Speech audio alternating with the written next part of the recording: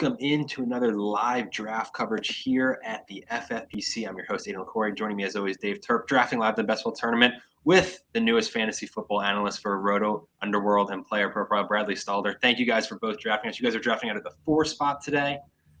Draft is about to kick off. We're excited. Best Ball Tournament at myffpc.com. $200,000 grand prize, over $1.2 million in the total prize pool. Terp, you're not 7th or 8th today. I'm really excited about that. I finally can talk about some different players, and it's a breath of fresh air. The 4th spot, I think this is the earliest on the live stream this entire year that you've had. So we're excited to see it. The draft is underway. There's kind of been a big 4 forming. You guys might buck that trend. Who knows? As we said, we've seen some wild stuff on these live draft coverages. Josh Jacobs going 3rd overall. 2 overall or 3 overall it was. I mean, people get a little nutty. So we shall see. That's exactly what we want. And then we'll get into a lot of conversation throughout the night on some news and notes throughout the week. Jamar Chase goes 1st overall off the board here. Terpoilli, I want to talk about, you guys will make your pick here in a sec, but then I do want to hear instant thoughts on the good Javonte Williams news. Ooh. I was wondering for just like a little bit of a dream there. It'd be wild there. I mean, I'm on Cooper Kupp. That's where I stand. I think so too. With the Tyreek Hill suspension hanging over his head, I think it's clearly Kupp over Hill at this point in the offseason. And I prefer the wide receivers in the 1st round too. Make that simple. Get that out of the way. The first agreement. I like it. We try to make it easy for you. We try early on. It's kind of hard not to, make it pretty standard. I mean, most of these drafts early on, you see a couple wacky picks, but nothing like too far out of whack.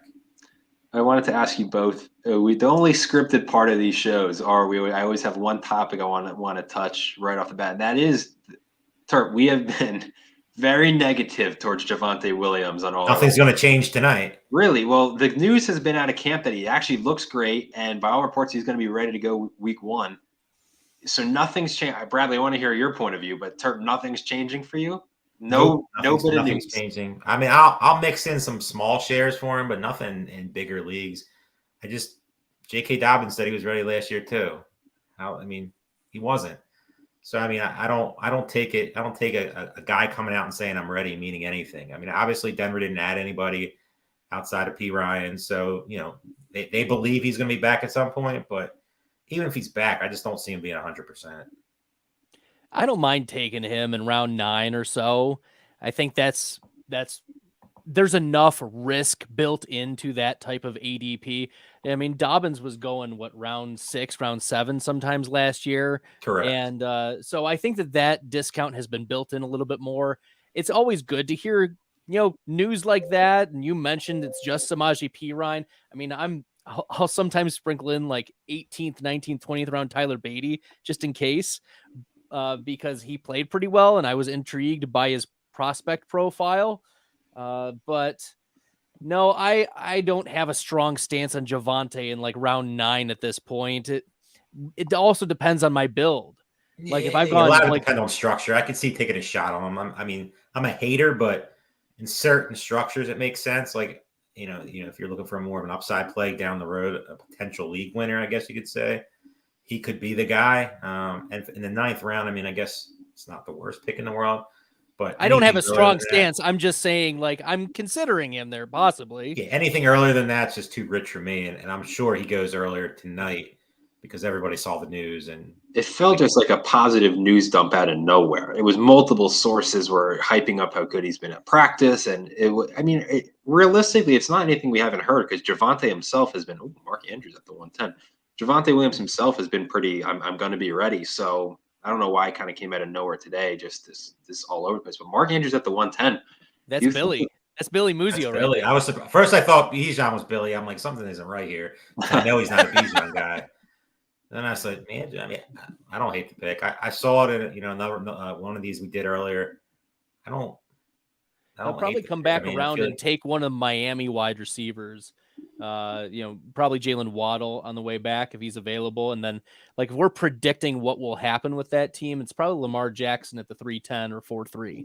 That makes the most sense to get that That stack, I mean, it's been getting pushed up a little bit more, especially Lamar. He's just continuing to move up drafts, and I don't think it's going to stop. I mean, there's just too much to like about that offense this year.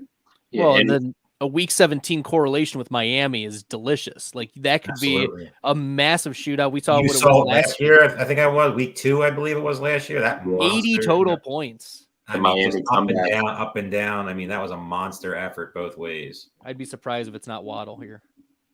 Mark Andrews has been moving up recently because you kind of, when things kicked off, it was sometimes you could get him in that late third. Excuse me, not late third, early third. But really, he was going late second. But he's steadily been moving up. Jalen Hurts.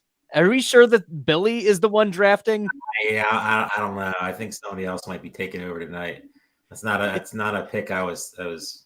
He does have a co-drafter, I know from time. He does, but I don't think that's a pick that he would definitely not make. Yeah, the exposures. Yeah, sure, exposures might be right, but yeah, I didn't see that one coming. All right, so we're coming up in a couple picks. We've got Cooper Kupp already. I mean, you'll see a couple people. Yeah, I mean, maybe our guy is there. Maybe our guy is there. We'd need to stay on brand, right, Terp? We do. I mean, we did name a team after him. I mean, yeah. I mean, either one of one or two is. I would be very happy with either of those two. Yeah, because one usually doesn't fall, which I'm going to guess he doesn't fall, but. Yeah, probably goes to 6 at that spot. Yeah, that makes sense. Where do you stand on Tua this year? Yeah, in best ball, I love drafting him. In redraft, I'm much more cautious. I'm much more cautious in the redraft streets. I agree with that stance. Tua, I think, is one of the best ball bargains because I think, especially if you stack him. I mean, this is my second straight draft with Tyreek Hill and Waddle start. That's been a little. I don't know if it's trendy is the word, but I've seen it multiple times in the past week. Well, I've done that a few times in the brand. The branding is the there. Brand pick stays let's on. do it. Click it in. Hit it. I got it right now. It's an easy one. Stay on brand. And we did name would team after. Would you guys like to share your team name? Tony Pollard, no matter what. Tony Pollard. And if we passed on him here, we would just be frauds. I mean, you pretty much just cancel the stream right now. It's true. Jalen Waddle, though, I probably would have taken over Tony Pollard just because it might have differentiated things a little bit. Waddle was a top 10 wide receiver last year in terms of rate of top 5 weeks, and that was even with Tua in and out of the lineup. So, as I said, like I love Tua, I love the Miami Dolphins and best ball. I just am worried in redraft. Like, where else are you going to pivot? Like, if you are banking on Tua being your starting quarterback, there's no other like. What other quarterbacks are going to get you the upside? Because you're drafting Tua to be your starter, right? Correct. You're not drafting him to be your number 2 quarterback to like fill in from time to time. But in best ball, you can certainly do something like that. You could easily take Mike White in the 20th round to just protect yourself a little bit, just to give yourself that out. Wow. Ooh. I said, I mean, staying on brand with the wackiness, man. I'm telling you.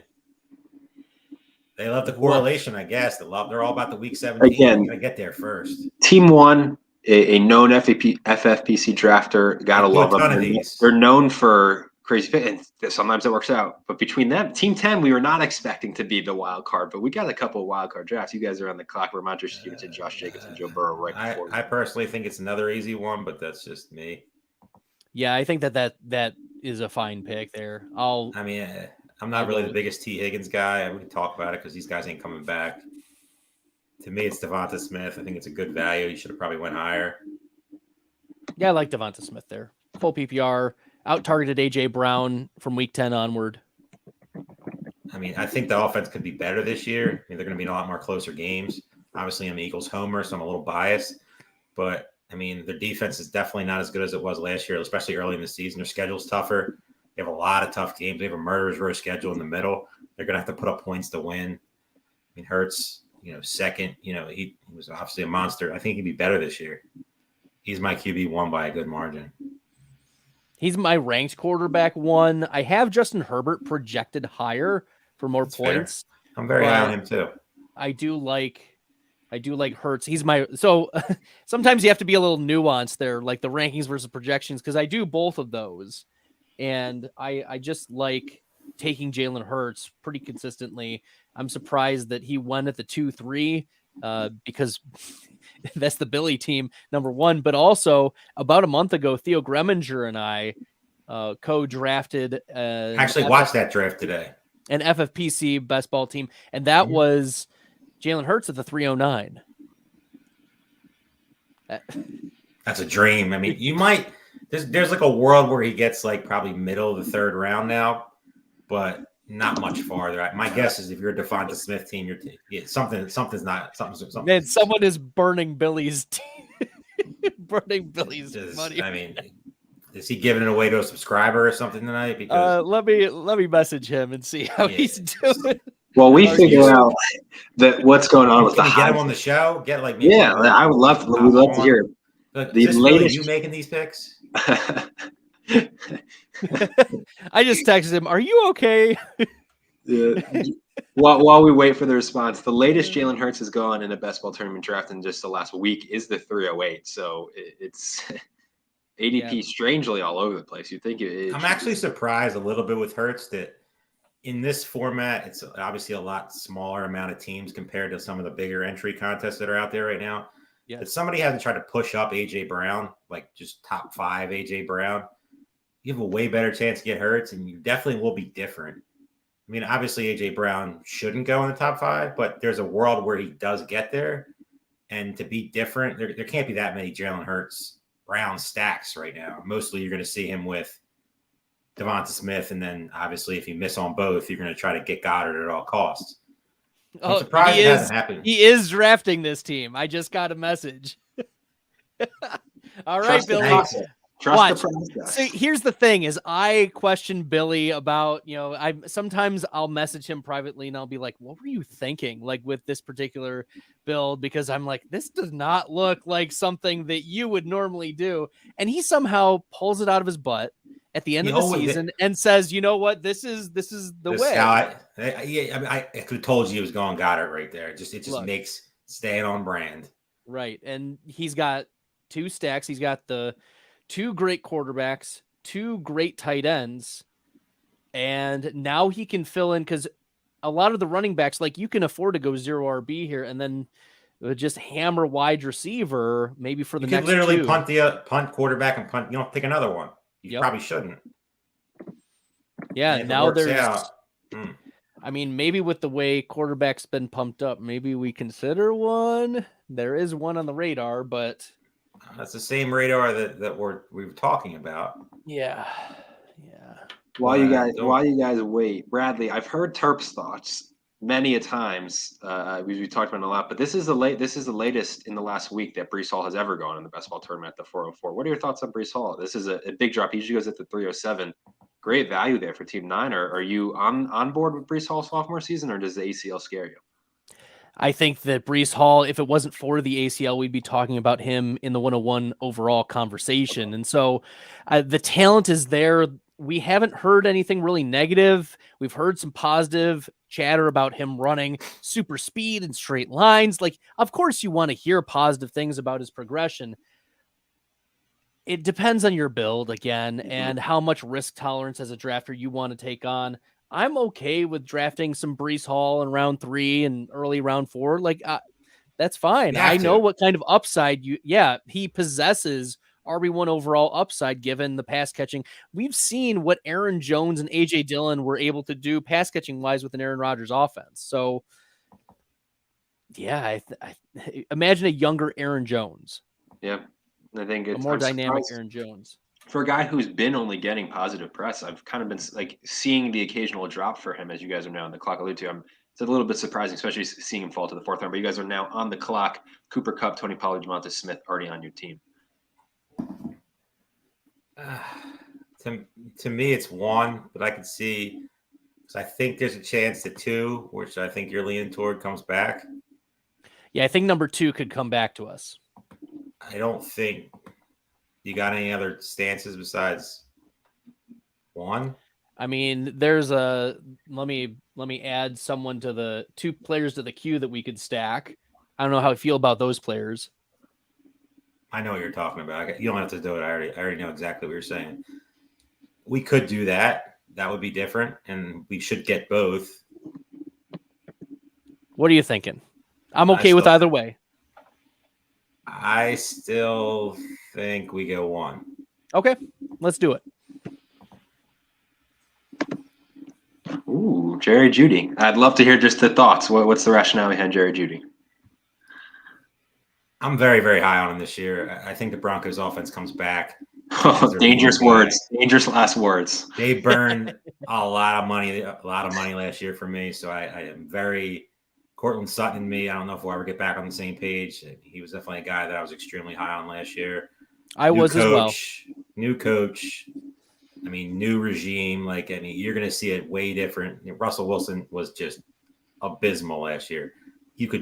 But the last couple of weeks, he started to pick it up a little bit, and you started seeing old Russ. I mean, he was a very solid fantasy producer with Sean Payton, Marvin Mims, obviously in the draft. Javonte Williams, he gets back. I like Denver this year. I think they rebound. I mean, do I think they're going to be as great as I thought they were going to be last year? No, but I think Judy's the leading guy by a good margin on that offense. I think that's we know that division is very good. That's going to lead to a lot of shootouts. We saw that happen multiple times last year in the Kansas City matchups. And if we believe that the Chargers are going to be good, then we can also see shootouts there. We're talking multiple games where we could be in the 65 to 75 point game total range. And that's going to be fantasy goodness for the Jerry Judys of the world, for, even late Cortland Sutton. Like, I get it, but at the same time, Cortland Sutton's median target share last year was 25%. I mean, he was just very, very, very good. Like, it's painful even talking about it. Billy put up, what is Team 10 doing? That's your team, Billy. That's your team. Yeah, I can't wait till we post this tomorrow. Everybody's going to say the same thing.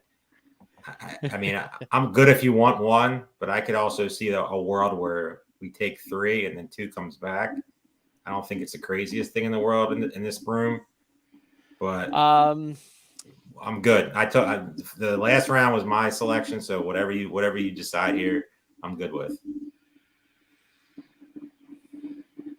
I know 1's your guy, and he's mine too. So we're on the same page there, and we have options to move with him a little. Yeah, later. let's go with 1, and because 1 has no chance coming back. So yeah, we're definitely. I think we go with 1 that way. Yeah, we get that game environment, and we just continue to attack that. I'm with that. I'm good with that. Bradley, you said in the last round, you said quarterbacks are getting pushed up. Maybe we jump on 1. I was expecting Herbert in the 4th round. He comes back around in the 5th round. You guys are both on him, and there's obviously a ton of stacks possible with that Charger offense because it's a deep Chargers offense. So, and then Fields goes. But I just want to get, as always, questions in the chat. We love answering them. To both of you, we got a question in the chat here. It says, is it good practice to load up on high-end receivers over running backs, specifically in best ball? Load up? I mean, yes, you want your high-end wide receivers because they are less likely to get injured, so they're more likely to stay with you the full length of the season. And if you load up on them, they can also access ceiling that's great for you. We're talking, it's only start 2 wide receivers. So that's why we're not, seeing as much of wide receiver thirst as perhaps other platforms.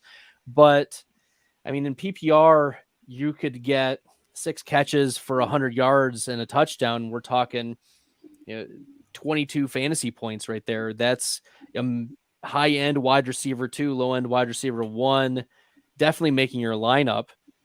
And that can happen in a lot of different respects. But if you are dealing with running backs, some of them, yes, we'll get volume and we presume volume, but they're also more fragile assets. So in a lot of like large tournaments, 0 RB is oftentimes, or anchor RB for those who are a little more trepidatious toward the zero. The 0 RB and me, I just can't. Right. You have Not to have a certain format. level of discomfort, or level Not of in this format, allowing yourself to be uncomfortable with the 0 RB feeling. But in an anchor scenario, even like you're only putting chips in on one running back, saying, this running back is going to not only produce for me, but also going to stay healthy. And so with the running back's health as a consideration, how long are they going to last throughout the season? Because you can't make your waiver claims, and the most common players picked up off of waivers are your running backs. So you're trying to minimize the risk of what's going to happen. How can I weather the storm? And wide receivers can weather the storm of the season a lot better than your running backs typically. Yep, some more questions in the chat. One that I can actually answer confidently if people are asking about, is Breece Hall falling normal? No, it's not normal. It usually goes in the middle third here on this in this tournament. These drafts get wacky, and I can only imagine where Breece Hall is going to fall to if Dalvin Cook just figures out a way to get to New York. That would be an interesting first draft. Like, where does he go to? I keep hearing people say he's going to fall to the 6th. I don't think he's going to fall that far. And if he falls to the 6th, I'll take him every single draft, because that's just, I'm not a Dalvin Cook guy. I'm not really worried about where he lands. Of course, it's going to be muddy for a little bit, but Breece Hall, if he's 100%, is leaps and bounds better than Dalvin Cook. Yeah, I would be buying the dip. I mean, you look at it, it's a different situation. Obviously, Zach Charbonnet, I think, is young, second-round pick versus Dalvin. But the same idea, Kenneth Walker has been falling to the late 5th, 6th round after that, when he was going in the 2nd. I mean, Breece is probably going to have a noticeable drop, just people concerned about Dalvin, because who knows what that means for Breece's health, their confidence. I can't see him going to New York, but there's rumblings about that. I want to ask you both, Terp, I think we touched on this briefly, but the idea that Calvin Ridley's ADP has been skyrocketing. I know it's 311 here, but I've seen a couple of FFPC main. I don't understand why. I don't. Did I miss some news thing about why he's moving up? I saw him going like in the 2nd round in one draft. Main event draft. We're not talking about $125, $25. We're talking about $2,000. Calvin Ridley's not a 2nd round pick. I mean, I love the kid, love the talent. He's obviously a very talented kid, but he sat at football for a year. And you just don't know. There's so much unknown. Is the offense great? Of course. Is the quarterback great? Coach great? Yes. But they still have so many weapons there. Christian Kirk's not going anywhere. And you saw how good he was last year. Evan Ingram is still a pretty solid tight end. Zay Jones isn't going to disappear off the face of the earth. To me, Christian Kirk should be closer to Calvin Ridley. And it just makes no sense to me why Calvin Ridley is making a move up. Why is he moving? Like, certain guys you see during the draft process that move up for no reason whatsoever. And in the last couple of 2 weeks, I've seen Calvin Ridley move up to the mid early 3rd, end of 2nd. That's crazy for me over some of the guys who're taking him over. His ADP has been that 312, so he goes right around ADP today. Bradley, and I want to get your thoughts on it. But yeah, as you said, you've just seen more and more boards coming out with him early. But Bradley, I want to hear your thoughts on Ridley's kind of rise up boards. I was already pretty high on Calvin Ridley. This was a guy that I was drafting a lot of when his ADP was lower. So I think it depends on the tournament that you're in. Like, for tournaments that just started or that have started since over the last month or two, like obviously Calvin Ridley, the ADP really won't give you much of an advantage, but I view him as the leading target getter. He historically over the last 2 seasons that he played football, his median target share was 25%. And that was in one of the years sharing the field with Julio Jones, who was good at that point. Like, he wasn't great, but he was still commanding the targets from a 35-year-old Matt Ryan. And so I think this is just the natural confidence of the market in Calvin Ridley's back. And I know that Billy, who's in this chat and in this draft, is not as big on Calvin Ridley, but I think he has the profile of the lead target getter on an ascending offense that we like. I think that's the argument for Calvin Ridley. You guys are about to be on the clock here looking at this 6th round. Mike Williams almost made it back to us. I did see that. This to me is a pretty easy one, but I could be pushed Let me off just here, I guess. give a scan here. Yeah, I think that's in full PPR. I think that's a click for us. Mm-hmm. Yeah, I mean, I think Deontay Johnson's the pick.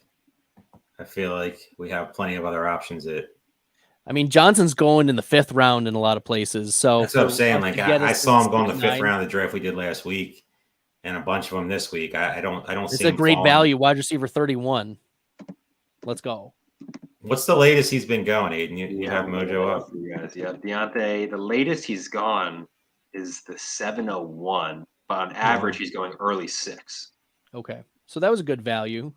Yeah. Billy in the chat, Calvin really only has one 1,000-yard season and one 100-target season, but that one 1,000-yard season was, I believe, 1,300 yards, and then he's been banged up. But Terp, I told you that hasn't taken a receiver yet. I'm still shocked by this. I kind of like it. I'm trying to come around on his build a little bit. Obviously, he's trying to be different. Well, he's got Philadelphia, no receivers through 6 is the way. Philadelphia, and Baltimore, Miles Sanders on your team. Oh, and Carolina, I guess. I think you forgot that Miles Sanders doesn't play for Philly anymore. Yes. It's okay. Carolina paid him like a bell cow, but I watched too much of Miles Sanders in Philly. Not as a fan, just as a neutral observer. I just He's not that good. I don't see it at all. I think we come back with this player, unless you're feeling strongly otherwise with the in-game correlation. I think, yeah, I'm good with that. Because I feel like the other player. Let me check something real quick. Yeah, we're fine there. I'm with you if he comes back.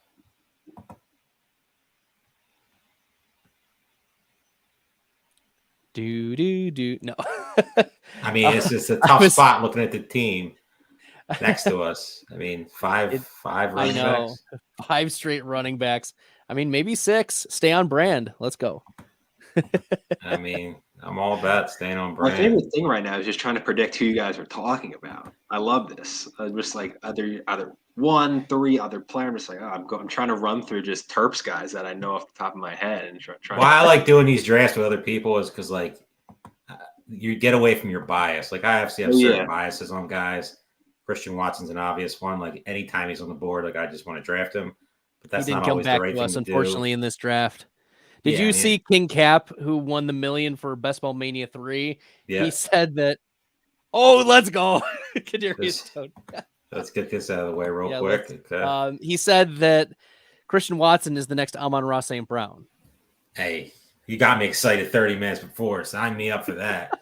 There's nobody that has more Christian Watson bags so far this year than me. You could say the most just simple statement about Christian. Yeah, Christian Watson. I love Jordan Love. I love Christian Watson. I love the Packers. Go. Let's boost that ADP up. I'll take him in the 38 breakfast. I got to start talking like crap on him or something because he's been losing too much. I'm Christian afraid Watson's the next Gabe Davis, guys. Come on. Sign me up for that. Let's get some tweets on that going. I'll start retweeting that. A Romeo Dobbs is the new camp darling. But Christian Watson isn't the next Gabe Davis. He's going later than where Gabe Davis went last year. Davis was going at like the 3-4 turn. Like just wait. Watson will get there. Watson, I think, will get there. I'm here for all that. Wow, JSN right after Tyler Lockett. Usually JSN. What side of the bet are you on? Are you on the Lockett or the JSN bet? I like to double tap them. I like to say, you know what whoever it's going to be, doesn't matter. It doesn't matter. Offense. I'm going to get both of them because usually I'm able to get Lockett in either end of round 6 because we got a value of Deontay Johnson. You take Deontay Johnson there. But I like going Lockett at the end of 6 and then JSN in 7 and just saying, you know what? Like I'm betting on first round talent. Don't care who gets there. Somebody's getting there. Right. And God forbid you get an injury to DK or something like that. Oh, wheels up. Wheels up. There were just so many targets that went to useless players. You just got to trust Pete Carroll's going to maybe use his brain this year because you have 3 very good receivers. I think Noah Fant's still a good tight end. I know that most people are, but they don't like him for some reason. I like Fant. I take a lot of Fant late. I'm bet on talent. He definitely has talent. It's just he can't get Pickens out of Pete Carroll's doghouse. Wow, Pickens came there. I wanted to ask you guys obviously do a ton of drafts. We were just talking about Watson. Since you kind of started drafting this year, who's the guy you think you've really seen it? Wow, like you're almost not even surprised, but has risen up the boards the most? Is Watson one of those guys who, from the start of drafting to now, you're like just skyrocketing? Is it Ridley? Because I would say, me doing all these coverage, Ridley has probably shot up the most, but Watson's close. I know those are just two guys we're talking about, but is there any other names that just intriguing questions to me that you've seen just skyrocketing? From the wide receiver position, I would say Ridley is there for sure. From the quarterback position, like I was drafting before the NFL draft, and obviously you see massive shifts before and after, but Anthony Richardson was consistently going in the mid quarterback 20s, and now he's in some places like the quarterback 10, 11, 12. There's a lot of market confidence in Anthony Richardson, and I don't mind sprinkling some in because it's tough now when you drafted so much, like pretty much free Anthony Richardson. He has Cam Newton rookie year upside, like top 5 100%. Upside, but he also, I think, has a scarier floor than what's being built into that ADP. Like things can go wrong. Like I hate being the bearer of bad news, but like he could fail as a passer, and that could really inhibit him right off the bat. And we could see some games where it's Gardner Minshew, and if you're drafting Anthony Richardson as your quarterback 1 and you're banking on him to bring you to the promised land, it may take a little bit. Like we've seen Trey Lance struggle to access that when he's gotten his starts. We've seen Justin Fields have trouble translating that. And so it may be that the Indianapolis Colts take the ball out of Richardson's, passing hands and just have him rush sometimes. But is the team designed immediately to meet that? And Steichen should be able to make that adjustment a lot quicker than year one coach. I mean, there's a lot of unknown there. There are, and that's what I mean is there's, I think, a lot of risk in that ADP of top 10, top 12 Anthony Richardson. The idea of Anthony Richardson very well could be better than Anthony Richardson himself. Guys, do you think Billy takes a receiver coming up here? And a little prop bet. I don't know, man. I didn't expect this. I'm not going to sit here and say, like, after the first 4, I'm like, all right, it makes sense. J.K. Dobbins makes sense. But the rest doesn't really make much sense to me. But he's way better at this than me and way smarter than me. I don't know, man. There's not many times where I'm speechless, but his draft definitely has me a little bit speechless. I don't know if there are a lot of the move now for Billy, I think, given his build, is straight upside receivers. So, Jahan Dotson was there. I was thinking maybe Gabe Davis could have been a consideration given his tie to a high upside offense. We've seen spike weeks from Gabe Davis. And, if Stephon Diggs goes down, like it's going to be Gabe Davis, who has had games where he's 30% target shares. So those are the types of players. If you're making a build like how Billy has in team 10, and you're only starting 2 wide receivers, that this is the way you're going to have to do it, is picking players that could ascend to be the wide receiver 1 on their team in some sort of scenario. And Jahan Dotson has that possibility. I think that is more possible than what the market is saying about Terry McLaurin versus Jahan Dotson. Yeah, I mean, me and Terp are both said on these shows, believers in Bieniemy. So, I mean, as you say, you're taking an upside pick. It's Jahan Dotson's a good one. You mentioned Gabe Davis.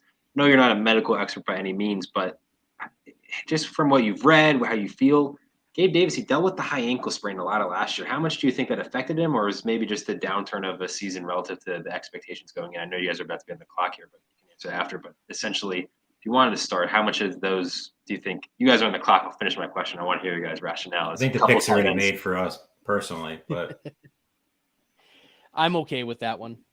I mean, do you see somebody better? I'm not really the biggest fan of the player, but it just fits. Yeah, we can go with Quentin Johnston. Yes. And as soon as Terp said, not a fan of the player. Very outspoken. He landed in the nut spot. I mean, he can't really ask for a better spot. Kellen Moore coming over, the injuries of Keenan Allen and Mike Williams potentially, obviously. Herbert taking the next step, throwing the ball a ton. he was injured last year and still threw the ball a ton. It just makes too much sense. I mean, could he be a massive bust? Absolutely, but I mean, we saw Josh Palmer step into massive target shares last year and do almost nothing with it in many of those games. I mean, Palmer had the 5th worst PFF grade among wide receivers with at least 80 wasn't very targets. good. He was bad. He was real bad. One of the worst in yards per route run. Like, it was just bad. So I think that there's a player that we can consider to fill out that particular position if we're wanting that game environment. I know what you're talking about. Consider us surprised, because he talked about at the very sort of show, Javonte Williams actually goes later than ADP over the last week. He's been going at the 807. He goes at the 811, despite all the good news. I mean, again, but we kind of said that the same stuff that was dropped all today has been stuff we've been hearing. So it shouldn't have been that shocking. I mean, or we can go with this, and I don't mind with those types of builds, because we know how important that position is to scoring, even in PPR settings. Correct. And it would give us an interesting. Yeah. It would. We've got some options here. Yeah, I see what you're saying. It makes sense. In that atmosphere is we probably would be cornering the top 2 games. You would think. Ooh, doesn't matter. Good. Yeah, it doesn't matter. I feel like the pick's kind of made. So that we were considering Dak Prescott to be different, pretty much close the position out. Yep. And it would also stack with Tony Pollard. We'll stack with Tony Pollard and give us some late options if we really want to go that way with Gallup and obviously the tight end. But I feel like, P. Ryan just makes too much sense here with the build. Yeah, you can put in P. Ryan there. I'm going to add another player that will fit with our build as well, since we were talking about something early. I think I know where you're going here. Okay. I don't want to say anything. I'm not going to repeat anything that I said earlier. The draft I did with Austin, you did it twice. You were just like talking about players, and it was Jamal Williams, and you were just like, Jamal Williams, what is he doing on the board? And we're sitting here with like a 0 RB build, like, shut up. Right before us, Jamal Williams goes. Like, I was talking about Kamara. I remember, because he was picked or something, and I was just like, "Oh, is he a value?" And Jamal Williams is there. I'm like, "Oh shit!" And then I'm just going to add some players. I know they're not even close in ADP, but I just want to make sure that these guys are on our radar. Yeah, I don't want to forget about. There we go. Yeah, let's see who else. Well, Bradley's adding them. I want to ask you a guy that we haven't talked about a ton. Is Greg Dulcich flashed, right? When he played last year, I thought he looked really good in what was a weak Broncos offense last year. I like the player. I like what he did when he was healthy. Is he being a little bit undervalued in these drafts? He's in that string of kind of that tier of upside tight ends. What are your thoughts? I feel like all these tight ends are being undervalued a little bit. I mean, in this format with tight ends being so important, I'm very surprised that like these last 5 tight ends aren't up maybe around. It just makes one or two of these guys are going to be very, very good. It's just a question. Obviously, you got to weed through the cracks and try to figure it out, because there's obviously a lot of landmines that are sitting here. I mean, you can go through every one and say obviously something positive, but then there's plenty of negatives that go with it. But I like them this year. Like I said, we talked about Denver earlier. I think they come back. I think they obviously there's going to be a lot of shootout potentials in that what am I saying? In that AFC West. Yep. They're probably the worst team besides the Raiders. They're probably neck and neck, depending on if they're better than they were last year. New coach seems to saying a lot of positive things about him so far.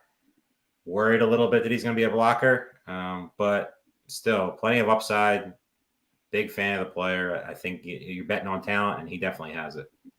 Bradley, I want to circle back, finishing our question from earlier on Gabe Davis. He went at the 908. You seemed as though you were a little high on him. And basically my question was, obviously he was going at that 3-4 turn come September. Had the high ankle sprain. Do you think there's maybe chance of being a post-type sleeper for Gabe Davis? Especially in best ball. I think that's the pathway is still there for Gabe Davis to launch. I know last year the argument was they didn't bring anyone in, and Gabe Davis has the wide receiver 2 position all to himself, and he still does. Like Dalton Kincaid is getting a lot of chatter about, oh, he's going to run out of the slot, but that's not where Gabe Davis plays. Gabe Davis is a big play down the field, chunk yardage, bomb touchdown type of player, which is exactly what you want in the best ball streets. He can go 5 for 90 and a touchdown, and that's not going to impact the Dalton Kincaid. Or if you like Dawson Knox, you can go Dawson Knox. But those are, I think that Gabe Davis can deliver on top 24 value in your best ball drafts. He was wide receiver 35 last year in my best bell value rating. So it weighs the spike weeks incrementally. So your top 5 weeks are weighted more heavily than your top 10 weeks, et cetera, up until your flex weeks or your expected, like, what is the bare minimum that you'd expect someone to make your lineup? And Gabe Davis was wide receiver 35 last year, despite the ankle sprain. So it wasn't all terrible. It just, he didn't return on the value you drafted him at. Mm-hmm. You guys are 1 pick away so far in this 10th round. Anthony Richardson, who we talked about earlier, went off the board at QB 14. Oh, the floor is your guys. 10th round. Cooper Kupp, Tony Pollard, Devontae Smith, Jerry Jeudy, Justin Herbert, DeAndre Johnson, Tyler Lockett, Quentin Johnson, and Samaje Perine, your first 9 rounds. Having a really solid draft. Not even going to lie. I always shoot Terp straight. I'll tell Terp straight, I think it wasn't your best. You always do. This is a solid start. I mean, most of the time I agree with you. This being one, I'm very, very happy so far. I like it. Try not to screw it up. We'll do our best. Not saying anything to jinx it. That's the only thing I can do. That's my impact on this team. It's just not saying anything to tip anyone off ahead of you. Juju Smith-Schuster goes off. Oh, good. Whew. Definitely didn't want him. I should just start saying the guys you don't want. Like, man, like Juju. They're pretty much known. So Terp, it's clear we should attack that because of what we were considering earlier. I think we should consider Geno Smith at this spot. It's a stack with Tyler Lockett. We locked down the quarterback position. I mean, Geno was quarterback 6 last year in rate of top 10 weeks. I'm with that. Not really worried about the bye weeks being the same. That doesn't bother me in any way. I mean, it's week 5, so it really doesn't affect us in any way. I'm good with Geno Smith. Yeah, we'll probably get a third quarterback late anyways. It's fine. Yeah, we could always mix in somebody else that we've been targeting. There's plenty of options there, cheap options. Yeah, I threw a couple in there. Where do you stand on 11? Just for we're going to be up soon. There is this. Oh, he went right off. Tyler Higbee was who I was gonna say. We could also look at. Never mind. He just went. So yeah, I was asking about Jameson Williams. We could consider a different tight end as well, given our build and ADP. So typically, I like to look at the builds, the ADPs, the correlations, those types of things. At this point, like, we're still pretty far away from training camp from the start of the season. So I tried not to have as strong of player takes because I've done my projections. I've done, hundreds of however many drafts already, in small and medium and high stakes. And so I'm just gaining my exposures at this point to different game environments and not feeling super strongly. But I'm really intrigued by Billy's build still. The Jahan Dotson, Rashad Bateman, and now Cortland Sutton are the first three wide receivers. I don't know, man. It's just that's a wacky build. I can't say I've seen. Didn't expect that coming in, But hey, there's a lot of drafts, and that is one of them. Each their own. That's definitely a different one. So we can go with the number 1 there, or I was, let me add another player here that would more structurally help us, I think.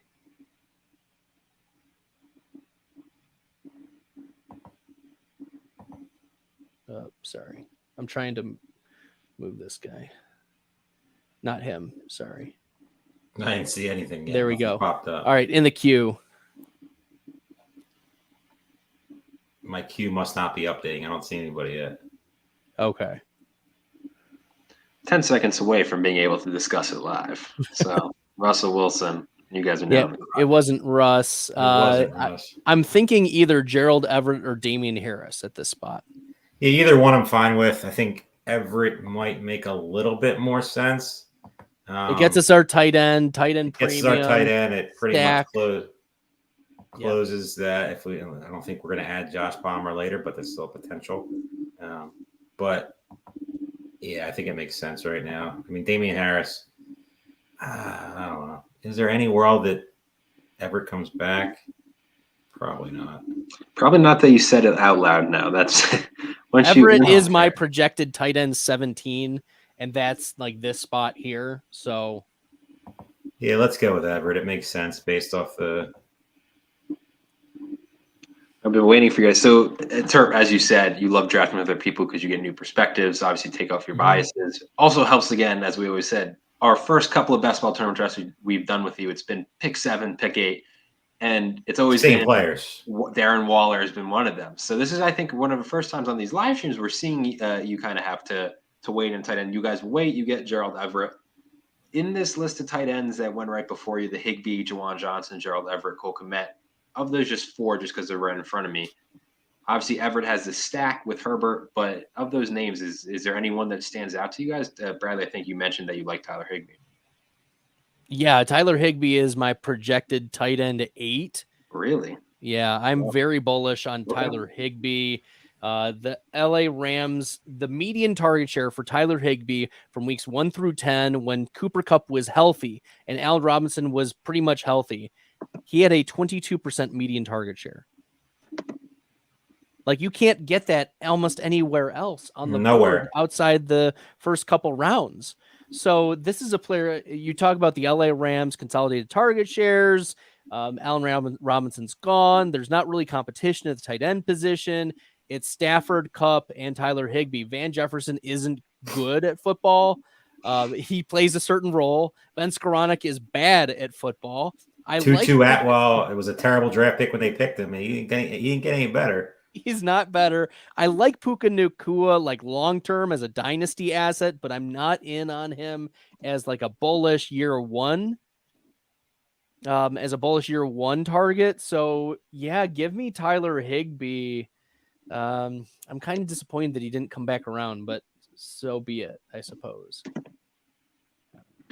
Question in the chat for you guys, and we'll come into a little bit late, but they were asking, and it's not common, but the chat's wondering, would you say it's good practice? They're essentially asking, when you're taking QBs and tight ends early, to get 2 that you're comfortable no matter what with whichever one it is starting. Essentially, I think they're addressing Team 1 and Team 10 Billy's start. And is there any logical rationale behind that you guys are comfortable with? So looking at Team 1 and 10 in particular, like the early, you're tying yourself to a power offense. You are not just one, but both of them. Like, I like Baltimore this year. I like Philadelphia this year. I like Cincinnati and Kansas City. Those teams are all going to be in the top 75th percentile in points scored this year among the NFL teams. Also tending to get into shootouts. Like, we like the Cincinnati divisional games between Pittsburgh and Baltimore and Cleveland, and so Kansas City, same thing. We like the divisional matchup. So there are like micro and macro game environments that are really interesting for all of those. We already hit on Terp. You already hit on the Philadelphia expected improvement of pace of play, of passing. Like in the second half of games last year, Philadelphia didn't do almost anything offensively. So I think they're going to be pushed, and we could see more of the Super Bowl type of performances that Jalen Hurts put on because he's forced into those situations more often. So I think that's the rationale behind it. If you win, you have to hit on those wide receivers. You have to be able to access and rotate through. I wouldn't be surprised if you're rotating through a lot of wide receivers that are tied to really good offenses. So I know Jahan Dotson, the Washington, maybe that's a little underrated. Maybe people are undervaluing Sam Howell. Rashad Bateman, we already talked about the Baltimore stack. Denver we're pretty high on, and Sky Moore is tied to Patrick Mahomes. So there's a lot of connection in that wide receiver room for Billy's team in particular, where we could see upside accessed in a week to week, and you're only starting 2 wide receivers. In other formats where you have to start 3 wide receivers, it's probably not a method that I would be, targeting given the thirst for wide receivers. You guys are getting a lot of love from the chat. Another team in your guys' draft getting a lot of love is Team 9. We talked about their Breece Hall pick. I wonder if you guys wanted to scan their team real quick and give your thoughts on how their draft is coming out, because it looks pretty solid. We talked about Breece Hall already. They started Bijan, Amon-Ra, and Jahmyr Gibbs. But what is your thoughts on Team 9 and their build? Very well done. Nothing really negative to say about it at all. I mean, Dalton Schultz, not really what my ideals, tight end 1, but you could still draft a couple and get tight end 1 production. But besides that, Damian Harris is the guy we're considering with Gerald Everett. So obviously like that pick. The stack with Goff and St. Brown, Treylon Burks very, very high on. Watson with Elijah Moore. Nothing really negative to say about it at all. They did a good job. Yeah, because for every team 1, team 10, you have team 9 in this draft, and you guys are team 4 having a really good draft so far. Deshaun Watson, Terp, I think I've talked to you. You're in on him, Bradley. I want to hear your thoughts on Watson and your kind of expectations. I'd love to hear where you have him projected, because it's hard to shake the images of what he did last year on the field, and just it was rough to watch. Jacoby Brissett outplayed him, but what are your thoughts on Watson? Is he due for a bounce back? I have Watson as my quarterback 11 projected, but within a couple points of Justin Fields and Kirk Cousins and Geno Smith, like in that range. Okay. So I think that this is fine. I mean, quarterback 9 is fine, and you're able to stack with Elijah Moore. I don't see that. I mean, you've got Breece Hall in that Jets Week 17 possible game scenario. Alan Lazard in that game scenario just went off the board for the for the New York Jets. So I think that team is poised to alternate spike weeks. Jared Goff is a dome home monster. I mean, Goff was top 5 last year in rate of top 5 weeks, almost all of them happening either at home or in a dome. So when he's in week 17, when he's facing, Dallas, in Dallas, in the dome in week 17, there we go. I'll add that to my notes for my Jared. That is definitely the most popular game stack in all these contests. I mean, everybody wants to get a piece of that game. It just makes so much sense. From the Dallas receivers, obviously Pollard, both quarterbacks, St. Brown, Jameson Williams will be back by then. He could be a league winner. There's just so much goodness in there. I mean, round 9, round 10, Jared Goff should be a lot more common. I agree. People shouldn't be scared of the 6 weeks. You're not drafting Jameson Williams for the first 6 weeks. No. 4 cranks purple. I want you to crank purple, boys.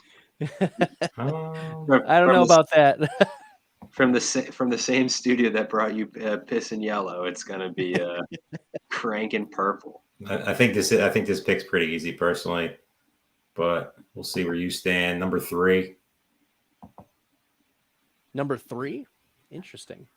On our board. Okay, let's go. Okay, let's go with it.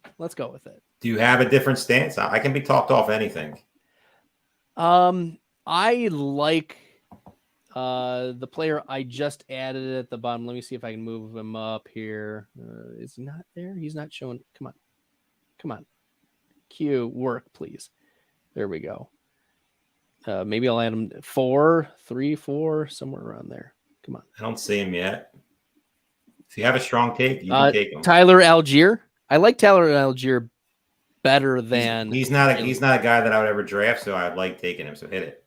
All right. I think that he offers like the immense upside that like we're drafting Bijan Robinson at the 109. Like people are in on Bijan. If you're out on Bijan, you should be in on Tyler Algier. That's the argument. He offers the similar upside as Elijah Mitchell does in that same spot. Like we don't know if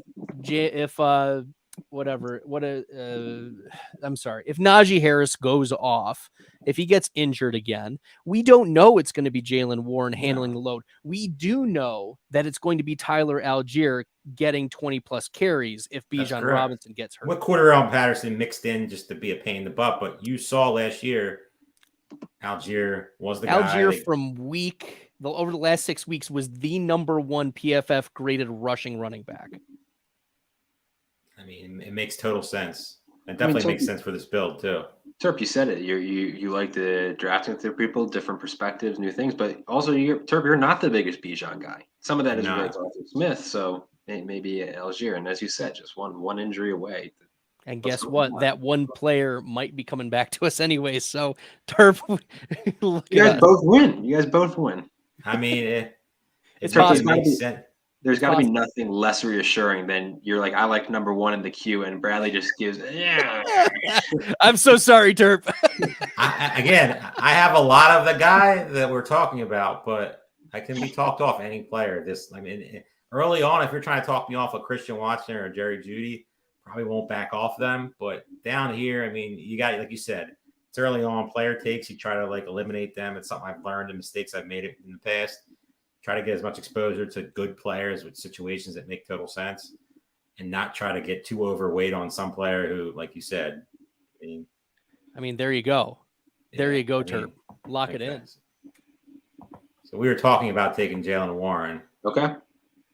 Instead of Algier. And it fits our game scenario. We like his efficiencies. I mean, I'm not out on Jaylen Warren.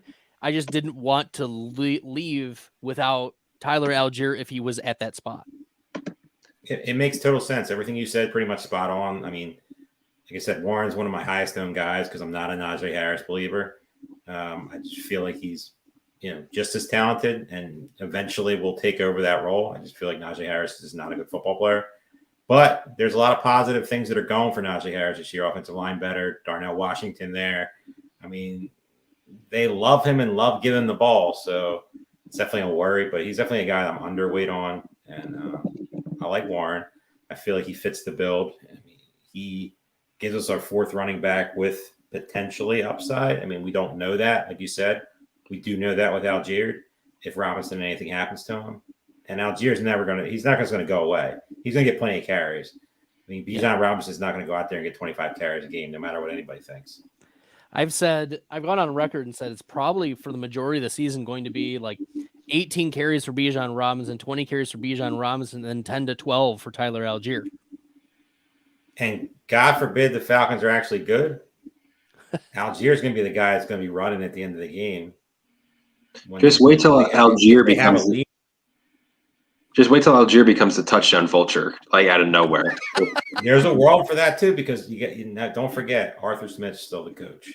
I mean, no matter what, even the biggest Falcons bullish people have to understand that all 3 of those guys are not getting there. I still say one of them get there. I don't think all 3 get there. I don't think all 2. I just don't trust Arthur Smith. I have nothing about him. I'm not a Ritter guy. I don't think he's very good. I think he's more of a game manager type of situation. I don't see how Kyle Pitts, Drake London, and Bijan Robinson all get to, top end value. The only thing I'll say about Jaylen Warren is you have to be on a deep part of fantasy football Twitter to meet Jaylen Warren hive, but it absolutely exists, and they are psychopaths. Hey, there are some psychos out there, people that don't like Najee Harris. They are. I'm surprised he's not moving up more personally. We saw with Antonio Gibson early on. Antonio Gibson was free in drafts early on. Mm-hmm. Now he's not free at all. He's just skyrocketing up draft boards.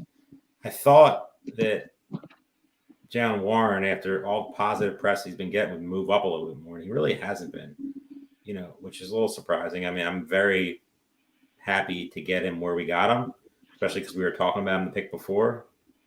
But in these drafts, like I said, you just try to get your exposure out there. Like I said, it's why I like doing with other people, because you try to eliminate your biases, because it's hard sometimes. Like certain guys you just like and you just want to keep taking them. But if that guy doesn't work out, you're way behind the 8 ball. Did I miss something on Leonard Fournette? He went three rounds above ADP. And I consider myself to be. What is just wanted to make sure I didn't miss anything.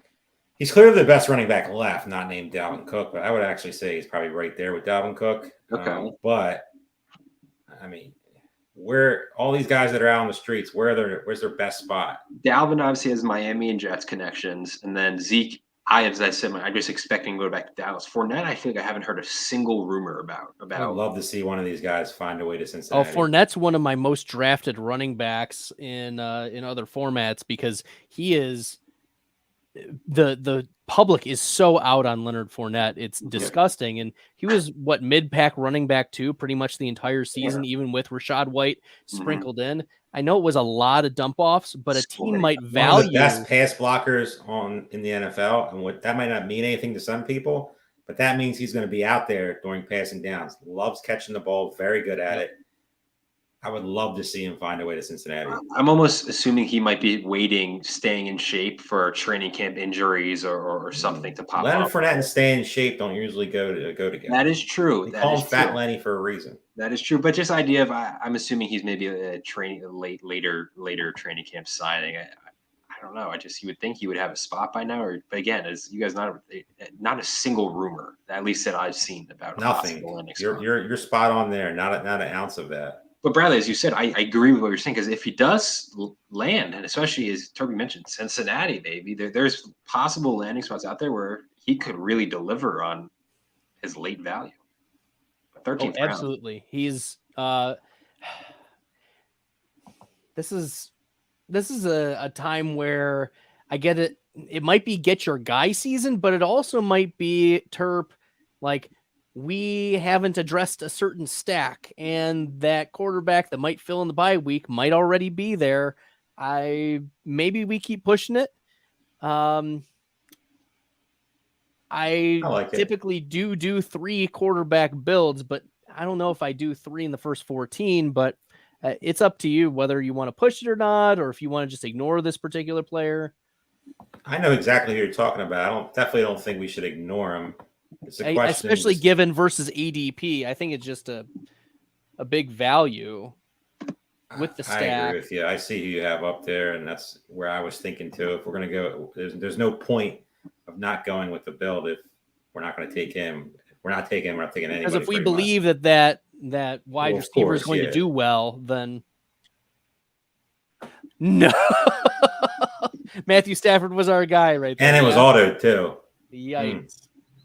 Leonard Fournette was drafted three rounds ahead, and then autoed Matthew Stafford. Auto drafts are the worst, man. They always get you somewhere. I mean, we can go Michael Gallup. He's right there. I like Jeff Wilson, the running back. I know that people are like, oh, Dalvin Cook in Miami. Jeff Wilson's probably the best running back, not named Devin A-Chain there. So. Scared me there for a second. Jeff Wilson is the best running back. But it's going to take a while for A-Chain to get in there anyways. So, and the Dolphins traded draft capital to get 27-year-old Jeff Wilson. Mm-hmm. I have a lean toward Wilson. Okay. Or we can go tight end if there's a tight end that you like coming up here soon. I feel like at this point it's going to be let's get Wilson in there and get that done. If there's tight ends that I like. I like the guy I just put up. Yeah, I put up 5 tight ends. Yeah, so number 6 on the list, I think it is. Oh, hopefully it'll refresh and I'll see it. Billy Muzio in the chat will get sniped. The Stafford snipe. Let's go. I mean, I've been seeing a lot of people it's as much as you can be in these late 14th, 15th. Jeff Wilson's anytime he gets picked on these live streams, there's at least one. He's also a guy that, like, when I keep going back to the bottom, he's not. I draft A-Chain everywhere I get a chance. Mm-hmm. So to mix up the exposure a little bit, it just makes too much sense. Yeah, I don't see the tight end there, but I did put 5 in the queue. So yeah, I see the 5. He's the second guy on the list. Oh, perfect. It would be him or Gallup. We've talked about Gallup, so it's not like it's like a secret. Okay, yeah. Just looking real quick for the viewers, the Dolphins ADP the last week in the best ball tournament, Devin Achane late 10th round, Jeff Wilson late 14th, and then Raheem Mostert in the late 15th. So that's kind of interesting. On a lot of other sites, I've seen Mostert ahead of Wilson, and by a lot. Some places even 2 rounds ahead of Mostert ahead of Wilson. Yeah, just I can try and get the last month much better, but I like doing the last week. It's way more up to it. But yeah, I've been spoken. I like Mostert. I like it, but I don't trust. I think Achane, assuming Dowd doesn't go there, I just think his talent's going to win out. I think he's explosive. I love him. Mostert's 32, 33 years old. Still got wheels. That's what's crazy about Mostert. He can't stay healthy. I know that. I just want to consider some Latavius Murray while we're at it. You never know, man. I saw Latavius Murray post the other day, and I was like, I did see it too. I was like, we're not really. Sam Sherman. I had him on too early in there for Latavius on Murray. The Player Profiler channel a couple weeks ago. Sam Sherman was tweeting some Latavius Murray love, and I don't hate it. Murray was respectable last year. Yeah. So, I'll give you that. He was. It wasn't. It was like a lot of flex games, like just filled in as a flex. Like, okay. I will say but if you're posting Latavius Murray love at 9 a.m, I don't know where your head's at. That's all I'll say. Not Sam Sherman. The post I saw was early in the morning. Man, we there's got to be something better you're doing. You guys are on the clock here at the 15th. Swiped again, but I think we take Trey McBride. I think he presents the biggest upside. Trey McBride, he's going to be the starter. Zach Ertz will probably be gone. I mean, even if Ertz comes back, what are the Arizona Cardinals playing for to move Trey McBride out of the starting lineup? Exactly. Someone's got to do something in Arizona. Someone's got to be productive. Where do I have Trey McBride at tight end wise? Let me look it up. He's my highest owned tight end, not named Jelani Woods. Trey McBride, I have projected as tight end 19. His ADP is 27, so that's a good value. I agree. Trey McBride, Jelani Woods, your highest owned term. I'm a punt tight end guy. If I don't get that is true. One of the top Not guys. Waller though. Well, Waller's my top, like out of the middle pack. Okay, sure. I mean, I don't get much Kelsey and Andrews. Terp, I'm going to restrain myself from talking about Darren Waller, but it's okay. You're not a Darren Waller. I know you're not a Chig guy. He's definitely a guy that I'm more high on. I know you're not a Chig guy. You're not a Darren Waller guy? I am not a Darren Waller guy. No. Not because of the injuries. It's just I don't think he commands the targets like he used to. Who do you trust in that offense? Nobody. Besides Saquon Barkley. Nobody? I mean, I have Waller projected for the most target share of any receiver on the team, but it's like 16%. I think it's a really flat offense in terms of how targets are going to be distributed. You just have so many slot receivers. You have Jalen Hyatt. If anything, we should, if Hyatt's, did Hyatt go off the board? No. We can consider him maybe late. I've been more into him lately. Plus that would work with our game environment of the Rams, but I think it's going to be pretty flat. You don't know who's going to be the guy. Maybe it's Darius Slayton. Maybe it's Hyatt. Maybe it's Sterling Shepard comes back. Maybe it's Paris Campbell. Wan'Dale Robinson. Well, it's definitely not Wan'Dale Robinson. I'm in on Wan'Dale Robinson. If it wasn't for the ACL tear, I would be loved so him in last on year. Very hot. Drafted him a ton last year. The ACL tear just hold off slow, but right before the ACL, he was finally seeing. He's the perfect example of just falling in love with a player for free, taking him so much, and then he burns you with an early season injury, and you're just stuck with a 0 the rest of the season. Yeah. That's why exposure only other thing I want this league. I want to circle back. Chat makes a good point too. Terp, I think you've mentioned this. In regards to Jeff Wilson, let's say Dalvin signs with Miami. Terp, you mentioned very easily tradable contract. You mentioned maybe Cincinnati or Kansas City could be a landing spot for Jeff Wilson. So that's just another thing to consider. I agree. Get the rest of the board here. Van Jefferson, Bradley, not good at football.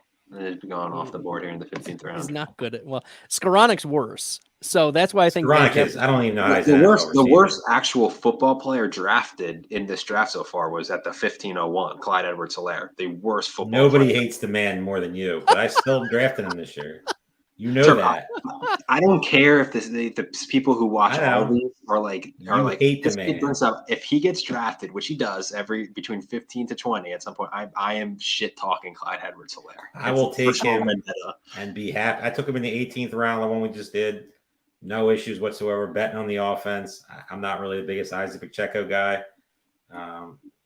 He's still got the draft capital. There's still a chance.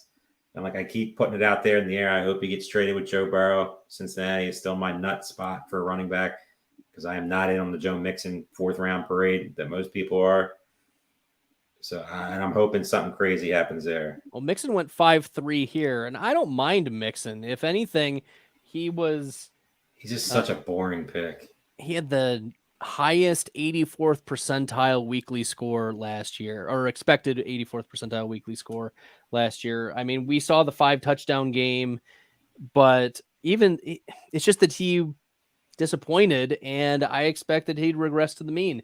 If anything, Samaje Perine is gone, so now there's even more opportunity. Rookie running back Chase Brown is nothing. Like he's nobody. He's a nobody. Nobody.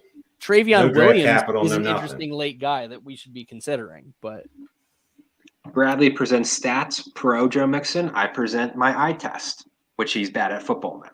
That's no, but he's still on one of the best. He's still one of the best offenses. No, and I agree. And my honest opinion on, if I'm sharing my opinion, is I'm not fully on it. But I don't mind it in that 4th, 5th round. Sometimes as he's falling, it's recency bias. Your last image is he wasn't great in that playoff run. The couple of games they had, that just kind of sticks. Getting up there, and there's just some things. A couple of huge weeks really boosted up his overall finish. Sure, but that's the whole format here that we're playing. So I don't know. It's just but the longer it goes on that they don't add anyone, I'd be intrigued to see as we progress throughout the summer. He'll move. He'll definitely. I mean, he's not a sexy pick, but if this same situation going into late August when we're drafting in Vegas, he's definitely going to be moving up because I mean it's a safe. Like I said, he's not a sexy pick, but he's definitely a safer pick. He's going to get all the work. I mean, you're not buying into a rookie on a team like that, especially early in the season on a team that needs to win now. I mean, that AFC, they can't be just putting a rookie running back out there to hang out. They need the guys that can get the job done. And he's not approaching the age cliff either. It's not a Dalvin Cook, Alvin Kamara scenario where you're like, how much gas does he have left in the tank? It's just, well, maybe he was actually dealing with an injury and we just didn't know about it. Or maybe there was something else, a scheme fit, or he was asked to do certain things in the offense that he wasn't before. I mean, Mixon had a 12% median target share last year. Like, we would crave that and that's why Rachaad White's getting bumped up, is because of the target share. Like, I think the only argument against Mixon at that spot is I like other players more in the 4-5. I think you present a good argument. I'm sure there's a flip side you can find, but there's a lot of good stats in favor of Joe Mixon, a great situation. It's just the flip side that I've been seeing is just. I'm going to interrupt you real quick. Oh yeah, make your pick, please. Do we have any world where Kyler Murray gets picked here? Does he help us during the bye week? I don't know. I think that's too risky. I'm not a Kyler Murray guy at all, but I'm just. Yeah, I think that's too risky for week 5. To me, it's the guy that's put in there. I don't see it. You go for it. Isaiah Likely. Okay, let's do it.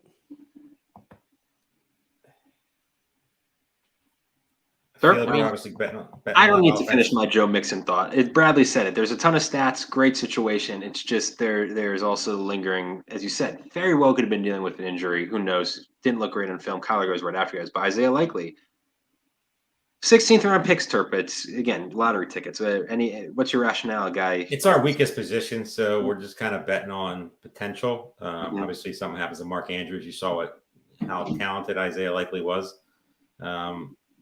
Here's some Isaiah Likely stats. Let me pull it up for you. Among college tight ends with at least 44 targets, Isaiah Likely was top 2 in PFF receiving grade in both 2020 and 2021. In his rookie year, Likely accumulated 60 targets. 3 of his 5 games of 5 or more targets were with Andrews in the lineup. Wow. Let's go. Let's go. Isaiah Likely, tight end 31. He'll pay off the spike weeks. Call him Bradley Stats. Genuinely, this is fantastic. You are delivering on the I couldn't have said it any better myself. I mean, this is bringing fantastic. the heat. Like, he was a good prospect coming out, and he's on an offense that does utilize the tight end. I know that there's now shifts to Todd Monken, and there are concerns about the other wide receivers. Maybe the argument is that Bateman and Zay Flowers and Odell Beckham are going to get all the targets. Sure, but like, there's no way that Baltimore says, you know what, Likely, you're actually not good, and we're not going to give you snaps. So yeah, and you guys are about to be on the clock, but I know it's because they were loaded at the position. But Todd Monken at Georgia, Darnell Washington, Brock Bowers, they used their tight ends a ton. So please use the pun. It's do you see the chat? Don't see the chat. He will likely pay off at that price. Billy's having a great time. You know, he's on fire tonight. He's having a great time. What's also in the chat is the Paris Campbell stands are out and about talking about. Oh God, help us! He's the they're in force. I mean, they're quiet early on, and then he started getting a little press, and now they're starting to just storm the gates. All right. That's where I was going. Oh, we wanted Noah Fant. Oh, that would have been good. I threw in some other players there. I mean, I don't know. I don't feel very strong. I mean, this is get your guy season, so I'm not sure which guys you're into late, Terp, but I threw a couple late ones in. So I'm good with Hunter Henry. Oh, I love Hunter Henry. Let's go. Hunter Henry. Smash. Let's go, baby. And the position, that's our fourth tight end. They're not all sexy, but Hunter Henry is my projected 12th tight end in fantasy points this year. Things that will never be said again. You just don't like Mike Gesicki at all. I love Hunter Henry in the 17th round, no less. I want to hear it, though. Tight end 12 is, and you're getting bounce back from Mac Jones. Gesicki I have at 37. His ADP. So just hate the man. Look, they just play different positions, and I don't think Mac Jones is particularly good at throwing the ball like down the field. So we're still going to see spike weeks from Gesicki. Okay, Terp, I don't know do you know this? So Billy and I got our start in the fantasy content area back in 2020. So I remember reading something about it. Yes. So Billy and I, we've come full circle now, back together. Full circle. It's right. It's good. That's awesome. It's a lot of fun. Hunter Henry is a guy that I'm really into, partly because he doesn't play the same position as Mike Gesicki. Gesicki plays wide receiver. Correct. Yep. Hunter Henry also had a 12 or 13% target share last year. Jonnu Smith is gone. Jonnu Smith played the same position as Hunter Henry. Henry gets that spot all to himself now. So I'm more concerned that it's like Juju Smith-Schuster and Mike Gesicki in the slot, and that's how they're addressing the departure of Jacoby Myers, who primarily played in the slot. So I think Hunter Henry is a great value here. He has a top 10 tight end season under his belt. So tight end 12 at tight end 33, like, even if I'm wrong, heck, even if he's tight end 20, he's paid off ADP by far. So the only other thing you haven't mentioned, they also have an offense, like a legitimate offensive coordinator now, which should help. You think, right? Like, should help just a bit. Let me see here. I know we were talking about Paris Campbell and how there's the Paris Campbell hive, but I said in a tweet back at the end of June, oh my gosh, Billy, you are hilarious. At the end of June, I sent out a tweet and I said, players who in fact don't have the upside that you think. And the number one player that I listed was Paris Campbell. And people were asking me, some were legitimately asking why I thought Paris Campbell was not an upside play. And other people were really upset at my anti-Paris Campbell stance. And I said, Paris Campbell in a full-time role last year was at least a flex play for you 15% of the time. That was 57th among wide receivers despite staying healthy. He has a 9.2% career rate of being a flex play, and his top 10 rate, the rate of achieving top 10 games, 0% in his career. He offers no upside. Campbell was 67th of 69 wide receivers last year with 60 or more targets in PFF grade. 67th out of 69 and 68th of 69 in yards per route run. His efficiency metrics, his upside metrics are indicators that he's not good. Can't top that. Nothing like a response to Paris Campbell's stands. And burying them. Just like Jalen Warren Hive, I mean, there's just some things I didn't think would exist in this world in the year 2023, and they do. These late round picks, they always get their hive of just jobbers who just follow them no matter what. And most of the time follow them in the deep end where they're not coming out alive. But if we don't get my guy Terp at the end, then I might as well just shouldn't have invited me. If we don't get my guy at the end. I do want to hear those in the chat who are for Paris Campbell. I'd love to hear your guys' rationale because, again, that Paris Campbell hive is only growing, and there is, I'm sure, some backing behind it. I'd love to hear it, and some that could do it, as you said, rather the Giants. But he's a second-round pick, but he's got super speed. He can't play football well despite being a second-round pick and having tremendous speed. He didn't produce well at Ohio State. He just wasn't good, and he still isn't good, and he's been hurt. Like I'm not even given every opportunity to do it too, and he's just that is genuinely, when he's on the field, he's not been good. It's genuinely my favorite fantasy analysis. I probably say it too much, but when you're talking about, I'm like, yeah, and that just in summary, he's just not good at football. That's my basis behind why I don't like picking him there. Just not good at football.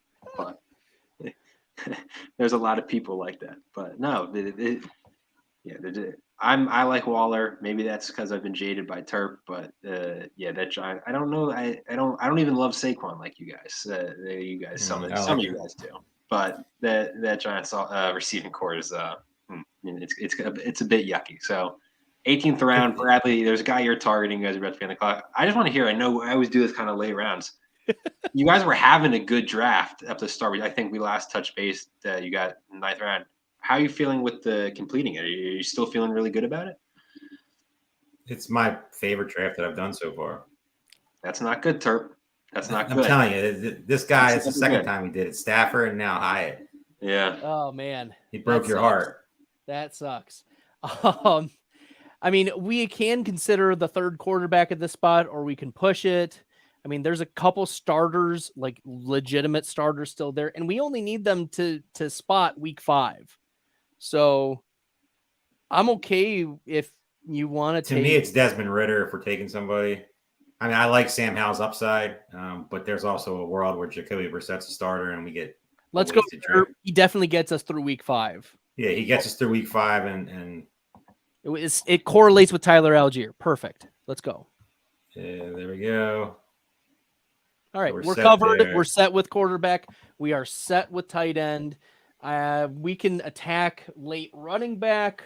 I think we're set at wide receiver. I mean, we went Kupp, Devonta Smith, Jerry Jeudy, Deontay Johnson, Tyler Lockett, Quentin Johnston. If those guys don't get it for us, right?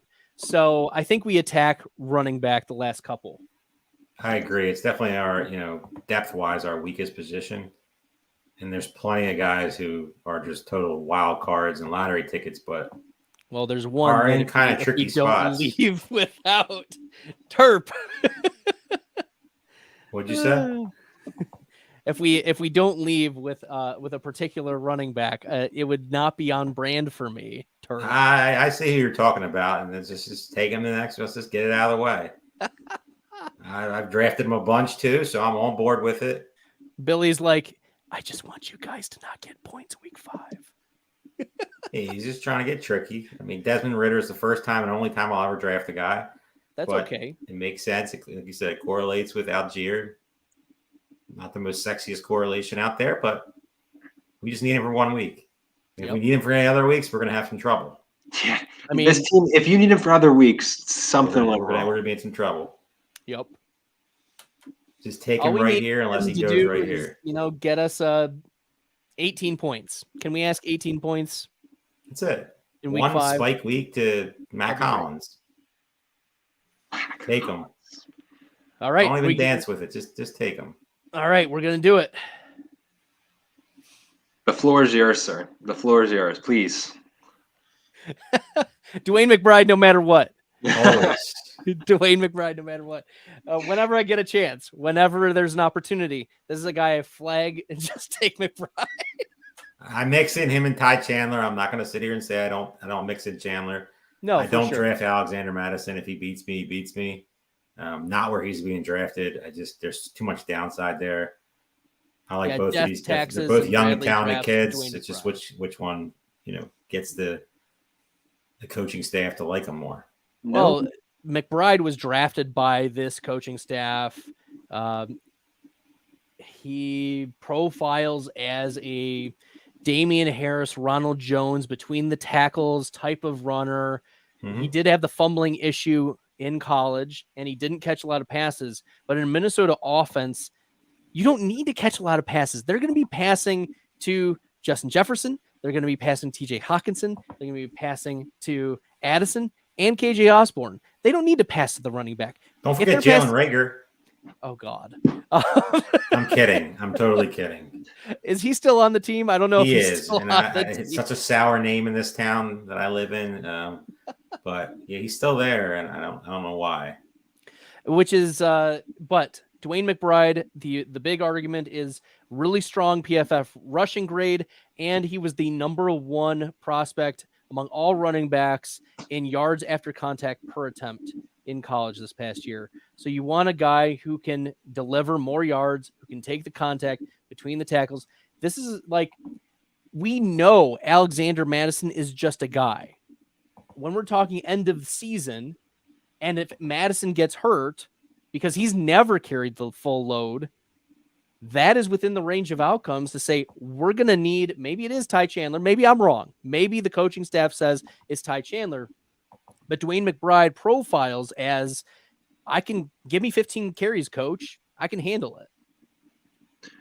I'm convinced no mediocre sports movie gets more constant love than Draft Day with the Vontae Mack, no matter what, especially in the fantasy football community. I think it's a good movie. I'm sorry. I know a lot of people. Sir, have you ever actually broken down the draft picks? Like, so I don't it's disastrous. It's such a good. Who cares? I mean, Bo Callahan, he didn't go to people's birthdays. So what? Come on. He's the first over that. Give me all your picks back. Just does it. What are we doing here? Billy made a nice pick there. Keontae Ingram. He's definitely a guy that I've targeted a lot more, especially now. I mean, James Conner is going to be the sexy pick early on, but if they're out of it, I could just see Keontae Ingram being the guy for a late season stretch. In the 20th round, you really can't do much worse. It's a solid pick. I mean, I'm sure we can find ways to be worse. Trey Sermon's pretty bad. He is pretty bad. There is no world where he's going to see carries this year. To me, we talked about the guy. You talked about the guy a little bit ago on a team where I was hoping, some of these running backs go to. Here's hoping he doesn't go there. And this guy, I put 2 guys in the queue. They're pretty not the most sexiest. We could also go with. Look, I like that #1 guy that I moved up. Yeah, I'm good with that. I like that one. We talked about him. It's a lottery ticket, but it's a lottery ticket with a lot of outs to it. I drafted a lot of the #3 guy that you added. So maybe limiting that exposure possibly. Yeah, I have a good amount of them too, so I'm okay with that. I definitely don't have any of 2. He's a popular name that's been getting steamed up a little bit. There are other names. We're not going to draft them. I like taking Latavius Murray late. I like alternating between Evan Hull and Deion Jackson. I like alternating there.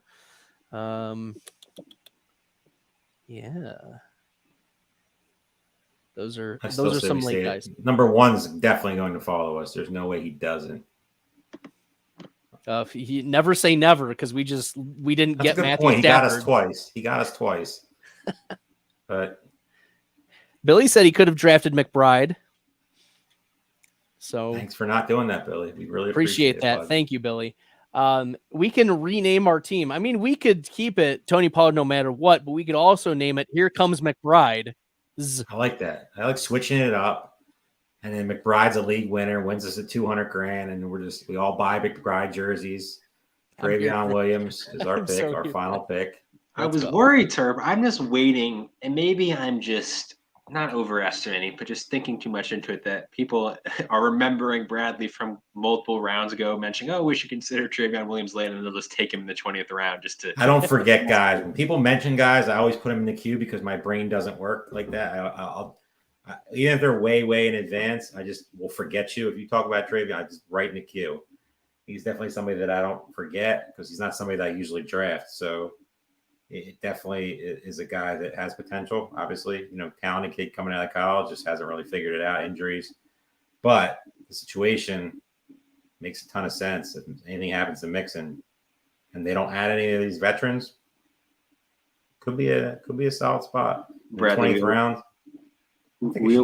We always told the story. I think it might have been one of our, if not the first live draft cards we did, and it was when Baker was still the backup on the Browns, and Terp was all in on Terrace Marshall and that Panthers, and he was hitting Baker late, and it was our first one. He was so clearly telegraphing it, like, "Oh, I want put it out there," and just.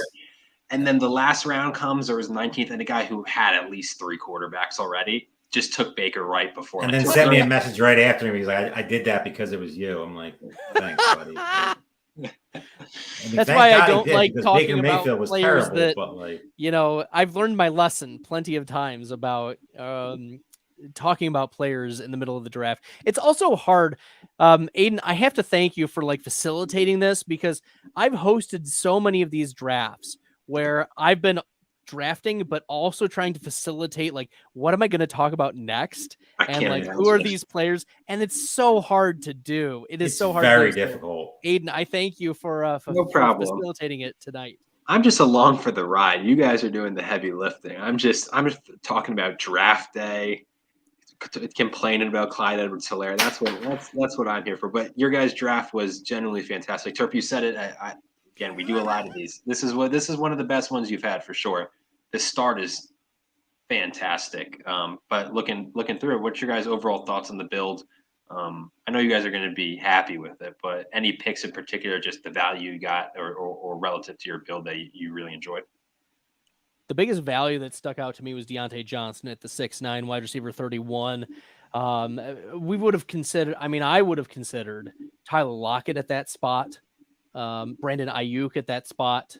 So those are players that I would have taken there if Deontay wasn't off or if I was drafting it by myself. But Deontay falling at that spot when we have Kupp, Devonta Smith, Jerry Jeudy, Deontay falling to 6'9", wide receiver 31 allowed us to not take another wide receiver the rest of the draft, because he offers a significant PPR floor.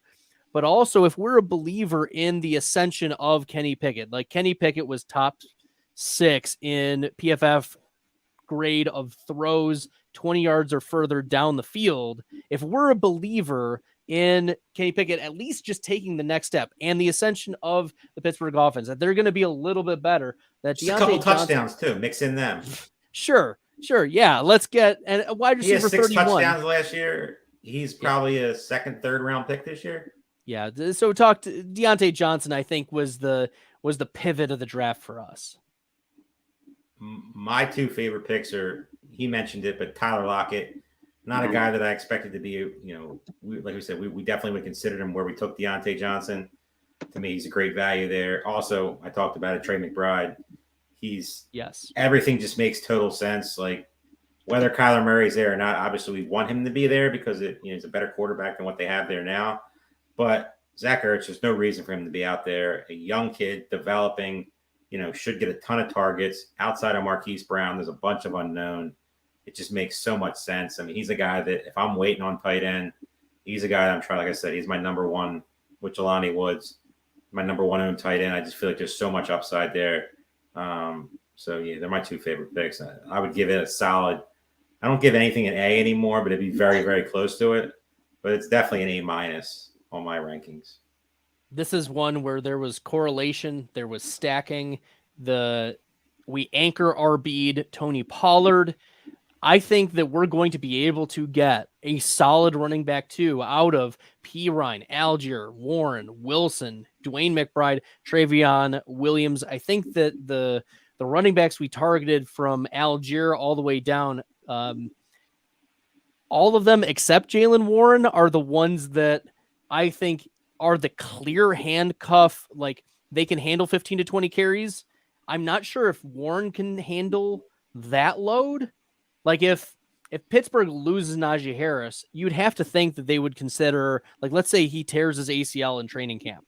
Like they're going to sign Kareem Hunt, Fournette. They're going to sign Zeke, but that would mean Jalen Warren would probably be Tony Pollard, in the Dallas offense, like that type of player. And I like an increased usage. I think he's a great efficiency player. Jalen Warren, I just pulled up on Player Profiler, repping them.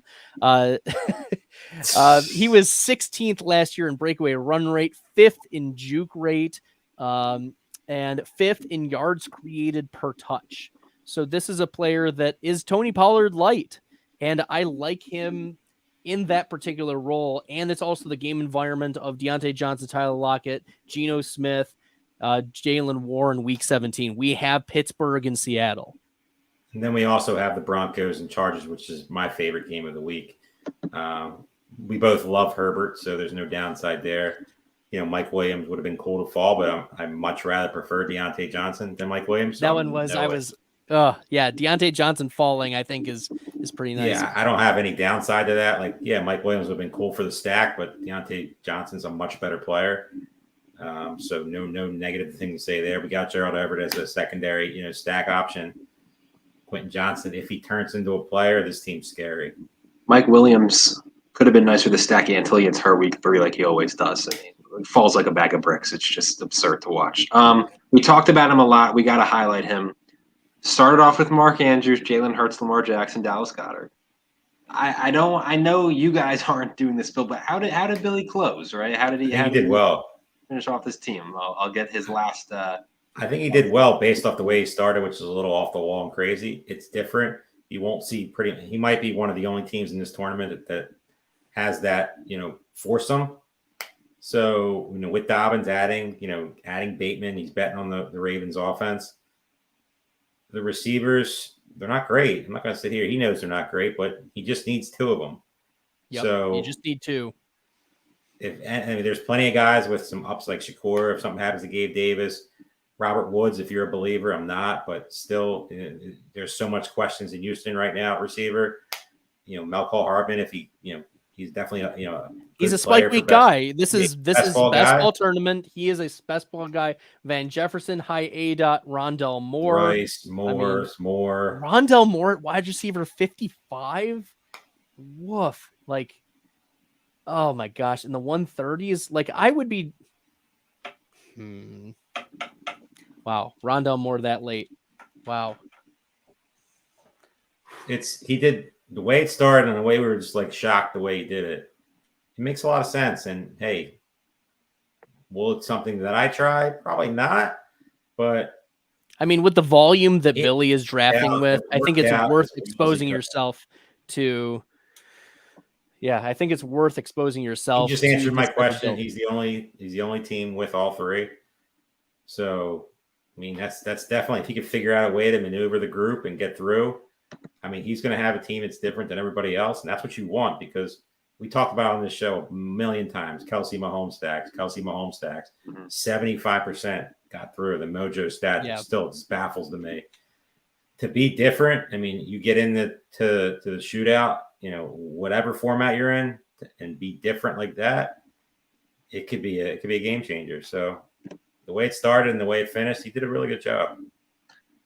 As we always say, best ball tournament, these drafts can get crazy, and tonight was no different. Gentlemen, I thank you both for drafting with us. As always, we'll be back on Tuesday. Terp, you and Eric Balkman are covering a live Fantasy Pros Championship draft. You can get in the best ball tournament again, myffpc.com.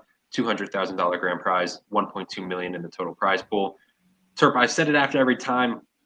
It is in the works. The Superflex basketball tournament live coverage is coming. We maybe got some dynasty content. Not a big Superflex guy, but I will come on and I will. And you're going to get someone who is a Superflex guy. I might even draft just for fun. Oh, just so people can come rip on my teams, because it's not my specialty or not something I like doing, but I will get on and do what's best for the team. Yeah, so more draft coverage coming your way. You can follow Terp at Dave Terp, at FF Stalder. His Twitter's all right there. Roto Underworld player profiler. Thank you both for coming on. We'll be back on Tuesday, Fantasy Pros Championship, and then obviously the high stakes fantasy football hours on Fridays. Again, can't thank you guys enough. Hell of a draft, and we'll see you guys on Tuesday. Have a good one, guys. Thanks for having me on.